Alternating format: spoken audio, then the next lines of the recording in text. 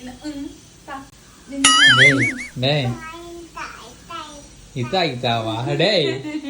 பண்றீங்க?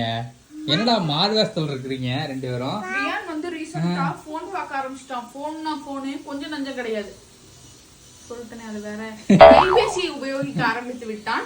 அதுவும் வந்து தூங்கி எழுந்தவுடன் அம்மா கைபேசி கொடுங்கள் என்றும், அப்புறம் வந்து சாப்பிடும் போதும் கொடுங்கள் என்கிறான். இந்த மாதிரி நிறைய டைம்ல கொடுங்க. இல்ல எப்படின்னு ஆரம்பிச்சதுன்னா, இது வெளியே போகும்போது அவன் சாப்பிட வைக்கணுமே, வீடுனா ஹோட்டல்ல சாப்பிட வைக்கணுமேன்னு கொடுத்தோம். அது என்ன ஆச்சுன்னா, வீட்டுக்கு வந்தாலும் போன் கொடுங்க அப்படின்னு சொல்லி, சாப்பாடு போட்டு கொண்டு வந்தாலே போன் கொடுங்க அப்படின்னு கேட்க ஆரம்பிச்சிருச்சு.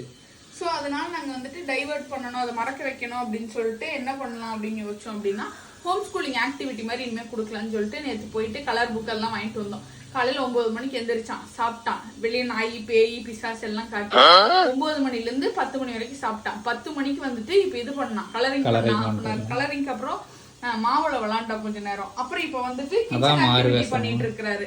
வெங்காயம் உரிச்சு கொடுத்துருக்குது. பின்னாடி ஒரு ஈர வெங்காயம் இருக்குது, அதுக்கு ஒண்ணுமே பண்ண தெரியும். பின்னாடி ஈர வெங்காயம் இருக்காமா? எங்க இருக்குன்னு உள்ள